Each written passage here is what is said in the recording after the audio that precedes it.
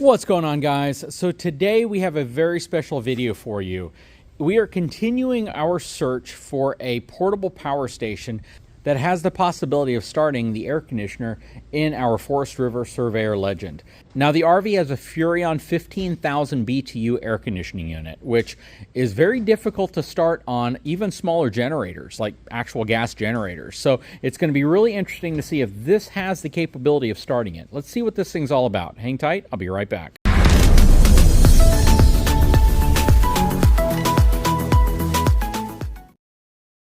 So again, this is called the Oupes Mega 2 power station, 2,048 watt-hour capacity, 2,500 watt power output, and 5,400 watt peak power.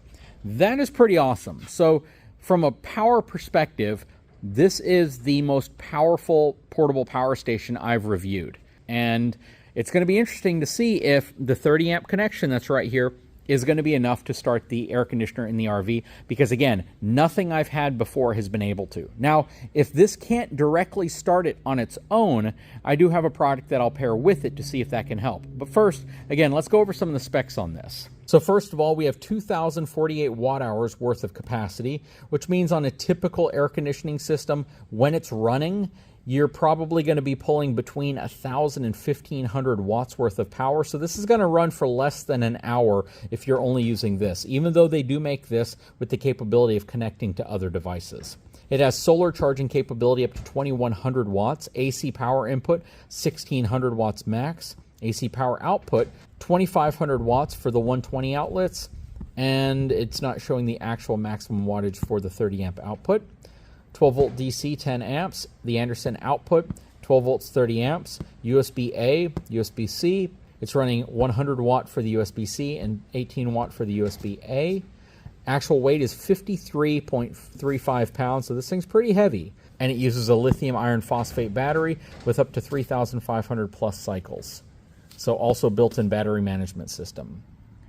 Box contents should include the power station, the Anderson cable, AC charging, another Anderson cable, plus the manual, plus the Anderson car charging adapter and a warranty card. Let's go ahead and get this unboxed and see what it's all about. Okay, so we have the power station out. It's very attractive looking. It has nice thick handles on it as well that are a little texturized. This thing's pretty cool. What I like about it, well, I can't say I like it, but I can't say I don't like it, but on the 30 amp connection here, you don't have this rubber plug going over it like you see on some of the other ones where the plug kind of gets in the way sometimes of that flap. This one you don't have it. The only one you have the flap over is your 12 volt outlet right here. Let me pop that out real quick. And then you have additional 110 outlets, which are all flipped upside down. You see you have your quick charging USB 3.0 right here. You have your USB-C connections right here. Up here is your 12 volt out charging as well. On this end, this right here is your extra battery port. Back is pretty much plain. On this side, you're going to have your solar input as well as your AC charging and then your overload protection reset. The plug is definitely a different style plug than what you typically see on power stations. This is actually the first time I've seen this type of plug before, but it's nice, thick, heavy, robust cable for sure. You have cooling fans on both sides as well. All right, let's see if we can get this thing turned on.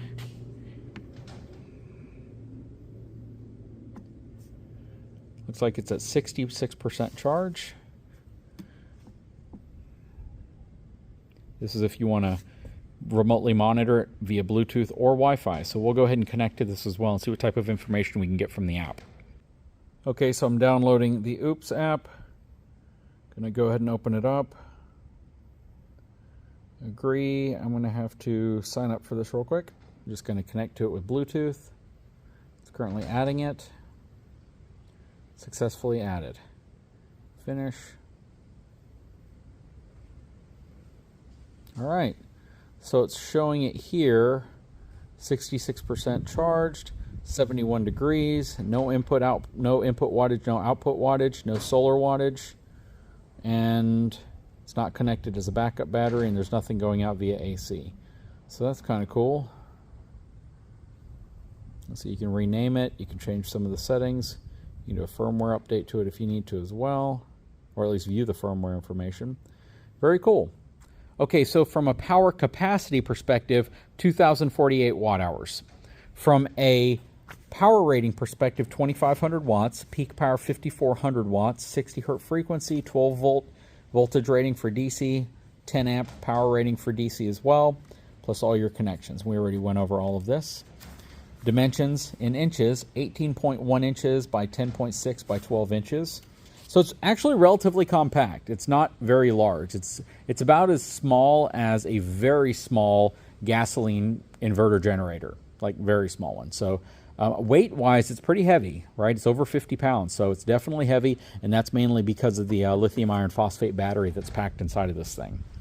And one thing to keep in mind is the expansion capability of this. So the ability for you to add additional battery packs to expand the amount of capacity that this has could be critical, because let's say that you have a smaller air conditioning unit in your RV. It's maybe a 6,000 or an 8,000 BTU unit. Let's say it requires about 800 watts once it's running. If you're using this, you're going to get a little over 2 hours out of it. If you have this paired with the additional battery packs, then you're essentially going to have over 6,000 watt hours worth of power, which is going to give you the ability to run a small AC unit for 6+ hours, which I think really is a good amount of time to run an AC off of something like this. And if you just want to run the fan or just run your refrigerator or microwave, you can get even more usage out of it because of all of those additional capabilities. So even if we start the AC, you can't really look at something like this and say, wow, we can run an AC for a relatively short period of time. It's all the things that you can run for a much longer period of time. If you were in cooler climate like we have today, and you weren't so worried about running your air conditioning unit, you can run the whole RV off of this thing for a pretty good period of time. So that's a really good reason to look at something like this. You don't have to deal with fuel, you don't have to deal with really anything else, and this is a generator if you pair it to solar panels. So if you're charging this through solar panels, then you're generating power from the sun, and you're storing that power in here, and that's really what this is a battery bank, and it gives you that capability of extending a trip much further. Again, as long as you don't need to run something like an air conditioner for an extended period of time. That said, let's get this thing wheeled over to the RV, plug the 30 amp cable in, and see if we can run the air conditioning unit. All right, so we have our 30 amp cable plugged in. Power is currently on 66%. I'm going to go ahead and turn AC power on. So AC power is now on. Okay, we have the slide out. Refrigerator should be on. Indeed it is. So that's what's pulling most power. Actually, it is not on. Let's go and crank this thing up. So I know the refrigerator can run. Compressor just kicked on, so we're in good shape there. Okay, so the refrigerator is currently drawing 204 watts. Okay, so the refrigerator we know is running, no problems with that. Definitely hear that kicking in. Can we start the microwave? That's going to be the big question. So, microwave is empty.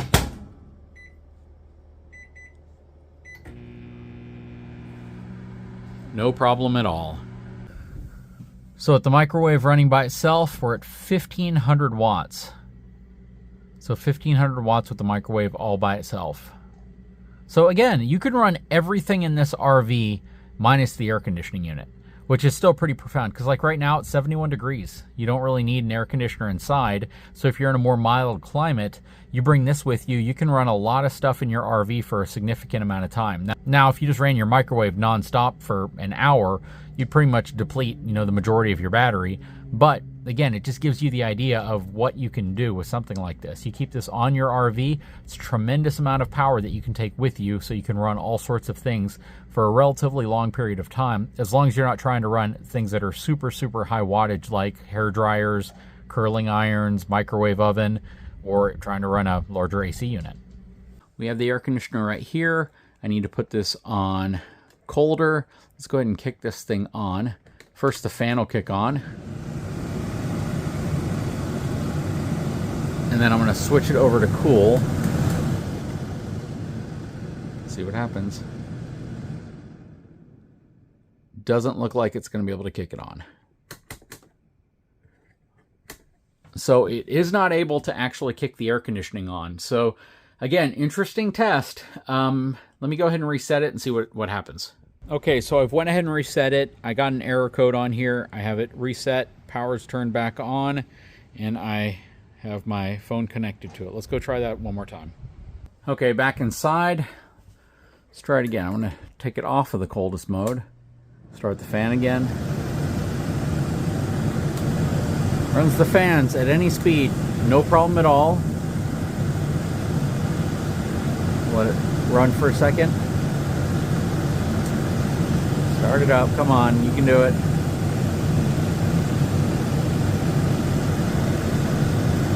Thermostat probably doesn't kick on until I get to a little colder temperature.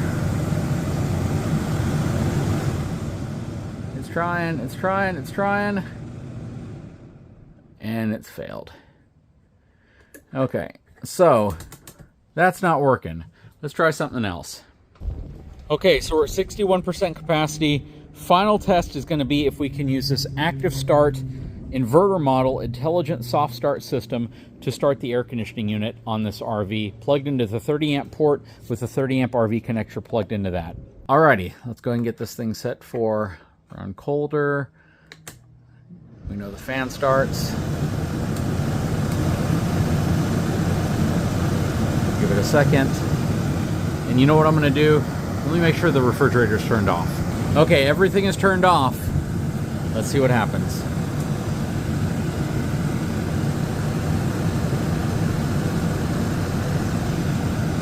I'm going to turn the thermostat down.